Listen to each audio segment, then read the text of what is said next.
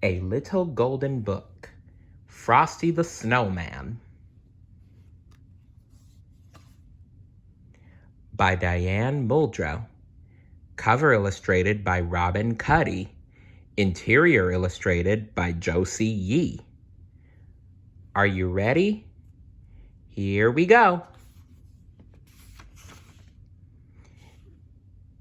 It all started with the snow, the first snow of the season. As every child knows, there's a certain magic to the very first snow. And when it falls on the day before Christmas, something wonderful is bound to happen. Children, back to your seats, called the teacher. The snow can wait. I've hired Professor Hinkle, the magician, to entertain us for our Christmas party. Unfortunately, Professor Hinkle was just about the worst magician in the world. And so I put the eggs into my magic hat, said Professor Hinkle. Abracadabra. And voila, the eggs have turned into a mess. Where is my rabbit? Hocus Pocus, where are you? He didn't know that his rabbit, Hocus Pocus, was hiding in the hat. The only thing this hat is good for is the trash can, said Professor Hinkle. But the hat didn't stay in the trash for long. The hat, with Hocus Pocus underneath, hopped out the door. That was when the bell rang. The children were free for the whole Christmas holiday. Kids are always excited about that, are they not?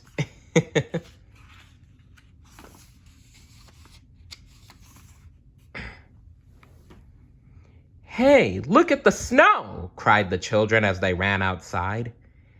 They worked together to build the first snowman of the season. Once the children had given him eyes, a nose, and a mouth, it was time to name him. How about Frosty? Asked Karen. Frosty the Snowman. That is actually not a bad idea. The children danced around Frosty as they sang about his button nose and his eyes made out of coal. Come back here, you! Cried Professor Hinkle, chasing Hocus Pocus. Suddenly, a gust of wind blew the hat onto Frosty's head. Happy birthday, said the snowman. Karen gasped and said, That hat brought Frosty to life. It must be magic. When Professor Hinkle heard that, he wanted the hat back. But it's not yours anymore, protested Karen. She does have a point, Professor. It is not yours anymore. You threw it away, remember? This hat will make me a millionaire, said the greedy magician, taking the hat back. Hocus Pocus felt that the hat really did belong to Frosty. So he hopped back to Frosty and the children as fast as he could to return the magic hat. He is a good rabbit, isn't he? I mean, is he not? Happy birthday, said Frosty again as soon as the hat was placed on his head. Hey, I said my first words. I'm alive. What a neat thing to happen to a nice guy like me. The magic hat made Frosty dance around. The children cheered as Frosty began to laugh and play with them. There had never been such a wonderful winter day. When the sun peeked out from behind the clouds, Frosty exclaimed, Oh, I'm all wishy-washy. I'm starting to melt. The children knew they needed to take Frosty someplace where he'd never melt, like the chilly North Pole. Oh, true. It is snowy there all year round, both there and in Antarctica. They decided to go to the railroad station and find a train for Frosty. Let's have a parade through town, shouted Frosty. Come on, kids, follow the leader. All too soon it was time for the train and Frosty to leave. I'll go with you, Frosty, said Karen. I'm sure I'll be back in time for supper. Karen, Frosty, and Hocus Pocus jumped into a refrigerated boxcar and headed on a freight train headed north. No one saw Professor Hinkle sneak under the train and hold on. Gee. A refrigerated boxcar is a splendid way to travel.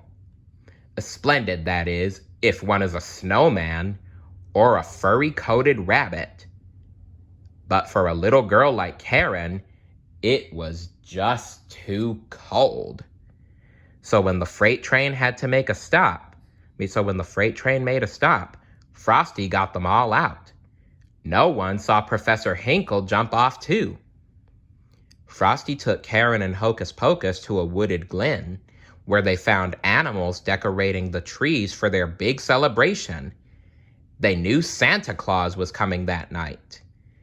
After Hocus Pocus spoke to the animals, they agreed to build a campfire to keep Karen warm. But it didn't take long for Professor Hinkle to catch up with the friends. Get on my shoulders, Karen, cried Frosty. Frosty, since he was made of snow, was the fastest belly-whopper in the world. Soon, he and Karen were sliding down a hill, leaving that greedy Professor Hinkle far behind. Whew. At the bottom of the hill was a tiny greenhouse for growing tropical poinsettias for Christmas. It was the perfect place for Karen to stay warm. It sure is. Frosty, you'll melt in there, warned Karen. I'll only stay in for a minute, Frosty assured her. But that nasty Professor Hinkle caught up with them once again. He locked the door, trapping the friends inside. Man, he must be really desperate for that hat. That night, Hocus Pocus led Santa Claus to the greenhouse to save Frosty. But by then, poor Frosty had melted completely. Don't cry, Karen, said Santa kindly. Frosty's not gone for good. You see, he was made out of Christmas snow. You can bet your boots that when a good, jolly December wind kisses it, it'll turn into Christmas snow all over again. Just watch. Santa opened the door, and when the wind whirled in and out, Frosty was back. Santa was about to place the magic hat on Frosty's head when Professor Hinkle shouted, I want that hat, and I want it now! Santa replied, If you touch this hat, I'll never bring you another Christmas present. Go home right now and write, I am very sorry for what I did to Frosty 100 zillion times. Then maybe, just maybe, mind you, you'll find something in your stocking tomorrow morning. Professor Hinkle was very sorry indeed. He ran straight home to start writing. Happy birthday, said Frosty once more. Karen was happy to see her friend again, but now it was time to go home. Santa put Karen in his sleigh and promised that he would take Frosty back to the North Pole with him.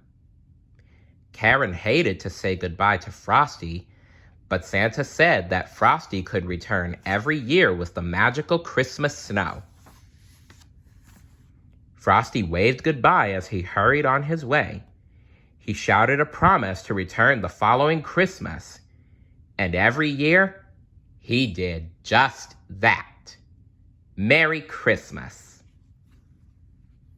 The end. If you made a snowman, what would you name him? Let me know in the comments below. See you later. Bye.